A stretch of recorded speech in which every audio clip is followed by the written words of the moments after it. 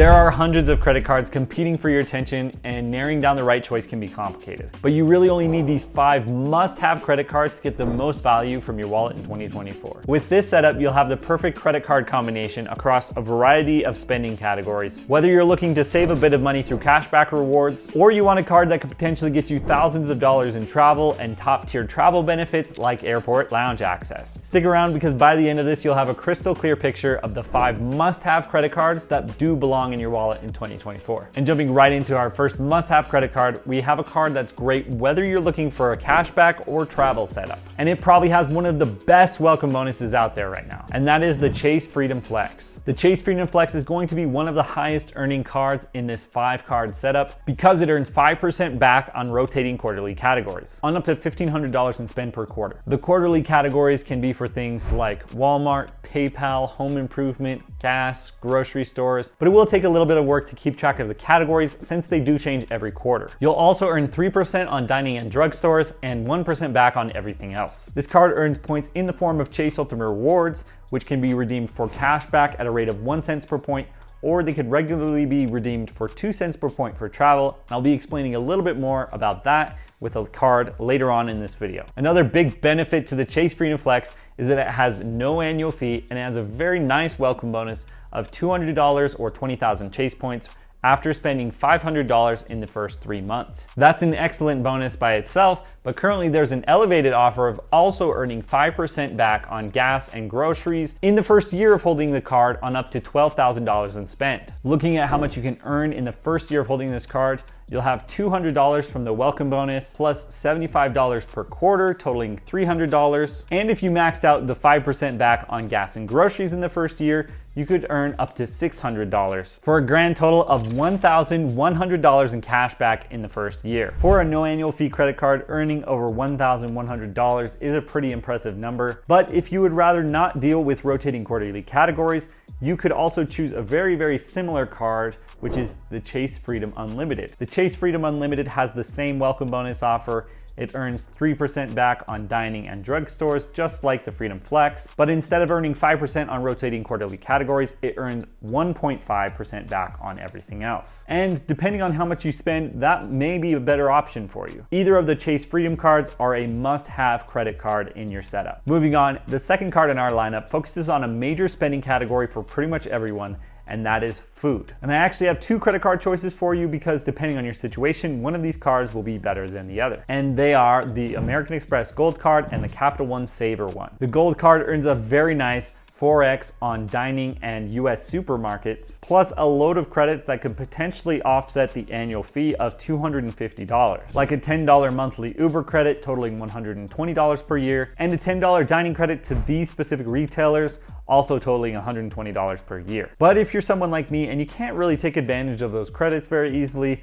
then you might prefer an option with no annual fee like the Capital One Saver One. The Saver One earns 3x on groceries, dining, entertainment, and select streaming, and 1x on everything else. The current welcome bonuses on these cards are very good. Looking at the Amex Gold Card, you can earn anywhere from 60 to 90,000 points after spending $6,000 in the first 6 months. A pro tip for you to find the best welcome bonus on the Amex Gold is to look around on resi.com, and you should find at least around a 75,000 point welcome bonus there. But you can also try looking at Amex's website using an incognito window or a VPN, and sometimes you can find the highest 90,000 point welcome bonus. And looking at the welcome bonus on the Capital One Saver One, we're going to get $200 in cash back after spending $500 in the first 3 months. Another feature on the Amex Gold Card that's definitely worth mentioning is that you get access to American Express travel partners. And that means you can redeem your American Express membership reward points for travel. And often people who transfer their Gold Card points over to travel partners get a value of around 2 cents per point. But keep in mind, this is just for travel. But with that said, it is kind of like you're earning 8x back on dining and US supermarkets. Now, the Capital One Saver One can also earn points that are transferable to travel partners, but you will need to pair it with another Capital One card like the Venture or the Venture X, and you can also get around 2 cents per point through this strategy. Personally, I would say go for the gold if you lean more towards travel and you can take advantage of those credits, and the saver one if you want a simpler cashback setup. Next up, we have two of my favorite travel credit card options, and these are both perfect for beginners and people who are advanced in the points and miles game. And again, I have two choices for you because depending on your situation, one of these cards will probably be better than the other. And these are the Chase Sapphire Preferred and the Bilt Rewards MasterCard. So both of these cards could be used as a cashback card if you really wanted to, but they are most ideal for anyone looking for a travel credit card. The Sapphire Preferred earns 3x on dining, takeout, certain online grocery, and select streaming services, as well as 2x on travel. And you can also redeem your points for travel because the Sapphire Preferred gets you access to Chase travel partners. And it also gives you the option to redeem your points for 25% more value through the Chase travel portal. But looking at the Bilt Rewards MasterCard, you have some very similar earning categories and ability to redeem your points. You'll earn 3% on dining, 2x on travel, and 1x on everything else, including 1x back on a very special earning category, which is rent. Bilt allows you to pay your rent using this credit card for free because they will either cover the transaction fee if you pay a credit card processing fee, or they'll simply mail a check to your landlord so that you don't pay any fees. Plus, on the first day of every month, which is called Rent Day, Bilt will give you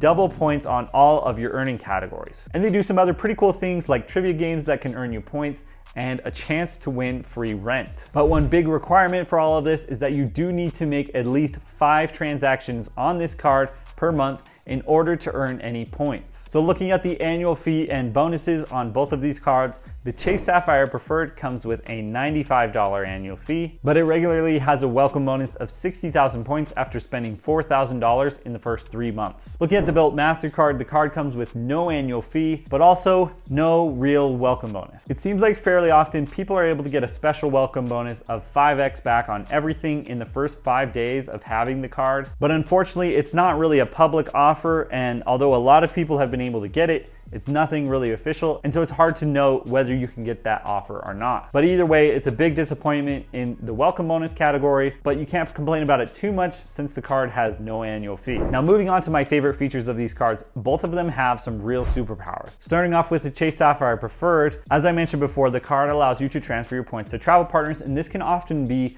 worth 2 cents per point or more. By itself, that's pretty great, but it gets even better because you can combine points between other Chase credit cards. And that means if you have the Chase Sapphire Preferred, other cards like the Chase Freedom Flex or Freedom Unlimited can take on greater value. And that makes the Chase ecosystem extremely powerful. For instance, earlier we showed that you can earn around $1,100 in cash back with the Chase Freedom Flex. But paired with the Sapphire Preferred, that could come in the form of 110,000 Chase points. If you combine that with the bonus on the Sapphire Preferred, you'd have a total of 170,000 Chase points, and that could pretty easily be used for over $3,000 in travel. I've personally redeemed around 270,000 Chase points this year that I earned from different welcome bonuses, combining cards with my wife, and different referrals to friends and family. And by transferring those points over to one of Chase's travel partners, the World of Hyatt, I've been able to take multiple family trips this year, saving me around $13,000 in hotels using this strategy. That number honestly blows my mind, and I probably never would have traveled that much if it wasn't for the Chase ecosystem and being able to use points to transfer to travel partners. And that is why I say this is the superpower of the Chase Sapphire Preferred. But we have to also give credit to the Bilt MasterCard because it has access to travel partners. The list of travel partners with the Bilt MasterCard is actually very impressive, and you'll also have access to my favorite hotel transfer partner, the World of Hyatt. Lately, Bilt has offered some insane transfer bonuses on the first of each month, where sometimes you could transfer points for 25% more, 50% more, 100, or even 150% more to various transfer partners. So both of these credit cards are extremely powerful and very great travel credit cards, whether you're a beginner or more advanced in the points and miles game. And in comparing them, I would say if you're looking for a card with no annual fee or something you can earn points on with your rent, then I would go with the Bilt MasterCard. But if you would like to earn even more points through regular spend, then the Chase credit cards can be great because of being able to combine points between other credit cards, and all of the welcome bonuses on those cards will get you further a lot faster than the Bilt MasterCard will. But either way, with no foreign transaction fees, great transfer partners, and earning categories, these cards both make a great travel credit card. The fourth must-have credit card on this list is probably the most flexible cashback credit card with a high earning rate. This card belongs in pretty much every wallet, and that is the Citi Custom Cash. The Citi Custom Cash has a great earning rate of 5% back on any category you spend the most at, on up to $500 in spend per statement out of any one of these categories on the Citi website. The Custom Cash has no annual fee and a nice welcome bonus of $200 back after $1,500 in spend in the first 6 months. If you earn the $200 welcome bonus and you max out the 5% earning category each billing cycle, you can earn up to $500 back in the first year. And because of the flexible earning categories on the Citi Custom Cash, it's not hard to fit the card into pretty much any setup. But like many other cards on this list, if you pair the Citi Custom Cash with a travel card like the Citi Premier, then you can redeem your points for travel at a rate of around 2 cents per point. So the Citi Custom Cash is a very flexible card, and I would say it's a must-have credit card for any credit card setup. Last up on this list of our 5 must-have credit cards, we have my absolute favorite premium travel credit card. With this card, you'll have many of the top tier travel benefits that come with other much more expensive credit cards like airport lounge access, car rental status, and luxury hotel collections. But if you take advantage of the credits on this card, then the annual fee is effectively 0. Well, actually, more like -5. This card has become very popular because of this, and that is the Capital One Venture X. The Capital One Venture X gives you unlimited Priority Pass lounge access for you and an unlimited number of guests. Airport lounges have become one of my favorite travel experiences, turning an annoying and expensive airport experience into a nice luxury with usually free meals, great Wi-Fi, an excellent place to sit that's quiet, and it just makes the airport experience so much better. On top of Priority Pass lounge access, you'll also get access to Plaza Premium lounges and Capital One lounges. You'll also get 10,000 anniversary miles each year, which I would value at a minimum of $100, and a $300 travel credit, which can be used for hotels, airlines, car rentals, but it does need to be booked through the Capital One travel portal. I also like the earning categories on the Venture X because you're going to get 10x on hotels and car rentals booked through Capital One Travel, 5x on flights booked through Capital One Travel, and 2x on everything else. Now, all of that sounds pretty good, but the big catch with the Venture X is that it comes with a $395 annual fee. However, when you look at the value you get from the $300 travel credit